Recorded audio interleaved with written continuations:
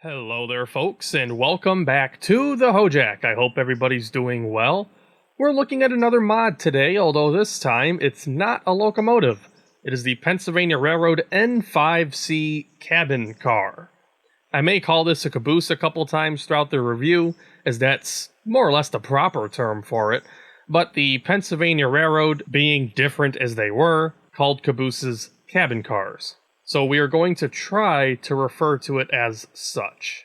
While the mods we've looked at previously have been older, this one is actually brand new, having just been released on the 16th of June 2025. This mod was made by Hey It's Aspen, and there was a little bit of help from others along the way as well. Always important to check the Nexus page of any mod that you want to get. Look for all of the important information about the mod. You can see I just got this a couple nights ago. You can see that this mod is advertised to have colorization options and built-in paint schemes, which is true, and we'll take a look at all of those. For requirements, it's the usual stuff: asset loader, library of stuff and logos and deco. And permissions and credits is always important to look at to see what you could possibly do with the mod as far as redistribution and that sort of thing. You can also see that Root of the Whippet had a hand in this. Right here we conveniently have all of the in-game specs that you would need to worry about. $6,000 to buy it. You can see how much it weighs, 43,000 pounds. And you can see that there are several parts that are colorable in the base model. There's also some pre-built decal sets for the Pennsylvania Railroad, otherwise known as the Pigtail Motherfuckers! Sorry, I'm a Central guy. Toggleable marker lights, which, to me, that is always a good thing to see. I like having marker lights at the end of the trains. It's kind of a requirement that I've put on the Hojack. Bit of a challenge for myself, because obviously it doesn't really do anything in-game. But I require all of my passenger trains to have marker lights on the back. And I prefer that my long-haul freight trains also have marker lights on the back as well, which of course always means a caboose. Most of the game cabooses do have marker lights, all the default ones do, and most of the mods do, but it's very nice to see that those are here, and that you can also turn them on and off as if you had proper brackets. That's pretty neat to see. Usually they're just by default on the car. There is a detailed interior, seats in the cupola, and fold-down beds. That'll be interesting to look at. And you have a smoke effect coming from the stack. It installs via UMM like most rolling stock does. And there's even a link here for a playlist if you'd like to see the car being built. That's pretty neat. Only one file to worry about, and that's the main mod file. No bugs on the bugs tab, and if we go to the posts tab, there is quite a bit of conversation. Aspen has been very active in the modding community lately. No problem at all getting help from Aspen about any of your questions or possible suggestions as well. You can see that the train phone antenna is on the caboose, and it has been suggested to have a version without that, which has already been discussed here, so we might see that come. And we can also see that the smoke effect may be toggleable in the future as well.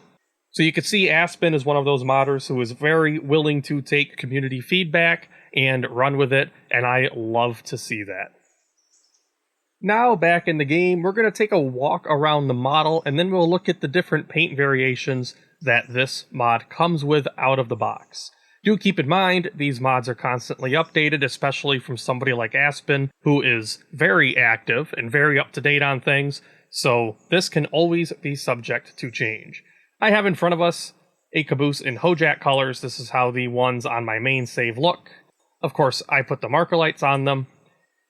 And Hojack, just written out the one word, looks nice instead of New York Hojack, at least for the default text box size. And you've got your road number down there in the middle. You can see I usually go with the white grab irons. I have green body and black roof on these. We'll take a look inside. You can open up the doors, animated on both ends. You have a nice texturing on the floor, looks kind of like an older wooden floor. Maybe a little bit shiny for my liking for being wood, but it does look very nice overall. You can see that the bunk does indeed fold down as advertised, and you can sit in it. And I'm assuming there's probably a couple. Yep, there's multiple seats along the length of that, so plenty of sitting room. This side looks like it does the same thing. It's a very nice feature. I like it when stuff like this is animated. Here we have the cupola in the middle. We'll take a look at that in a second. Down at this end, we have our other door, which you can open and shut. And we have a little basin here, and you can see a little tank and a spout coming out. Not the most detailed thing in the world, but it really gets the point across, and you could definitely sit in and ride in this car and feel comfortable and feel like you have a place to be in here. There's our stove, and you have a table and 2 bench seats over here on the other side, which you can sit in. You can go up into the cupola. Now, I haven't found a ladder instance here that you can climb on, but you can just jump up into the cupola without any kind of complication. And you can sit in any of these 4 seats, and you get a nice view out the cupola windows. We'll take a walk around here and look at some of the other variations of these cars. You can see the Pennsylvania Railroad paint here. If I pull up the customized options, this is a 1960s scheme for the Pennsy. You can also see here in this one is going to be the late 1960s scheme. Lots of variations with this. Moving on down the line here, we have an as-built scheme. This one is almost the same, but you have a War Bonds decal up there. And then this is kind of my favorite one, to be honest. This is a Lionel paint scheme. And it gives you the Lionel lettering there, and I think that that's really cool. It's a great homage to vintage Lionel trains. And I actually spawned a second one here just to show you. I painted this one in kind of that bright Lionel red that you might see on your O-gauge layout in the 1970s or something. So if I just take a look at this car right here, since we're standing at this end, you can see some of the options. Of course, you have your marker lights. Those turn off on top, or they turn on top. And you can toggle your different paint schemes here. You could even stack them on top of each other if you want and make the car look absolutely hideous. You cannot change the font on the pre-built paint schemes, so just keep that in mind. Those are decals. I believe you can probably change the number. Yeah, you can change the number, but you're not going to be changing the lettering because those are pre-built decals. As far as coloring goes, you have your base color for the model, which works as intended. Now we have a super ridiculous bright red, make it really dark. You have your grab iron color. You can change the grab irons. Doesn't change anything on the ends, but you have these side and little vestibule grab irons there. That's very nice. You can change the color of the roof. We can make the roof white if we want, or like a mid-gray. That's not too bad. And we can change the cupola as well. Now, there's no difference between the sides and top of the cupola. It's just one color. I found for any scheme I could ever want to make, that's perfectly adequate. And then the cupola windows also have their own. So if you want to do something fancy with the cupola windows, you can.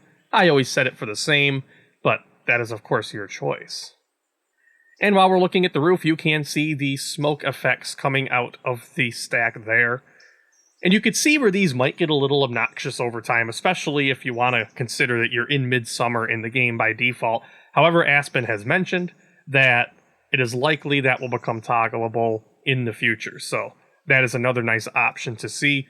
Personally, I like the smoke effect. I think it adds quite a bit to the model. While we're looking at these from the top perspective, you can see the train phone antennas up here. Very nice detailing on these. You got kind of bolt representations going through the brackets, and you can see the wires coming out the ends of the antennas going into the cupolas. You got very nice detail on top of these cars. Whatever these two things are, I don't know if that's part of the train phone system or if that's something else, but those are up there and they look sharp. Very good job on the meshing and texturing on these cars. They are very nice and they fit right into the game. Also, I didn't really mention it, but we did kind of see it. Very nice wood grain here on the vestibules at the ends of the cars. That looks very nice. Overall, we are looking at a fantastic mod from Aspen.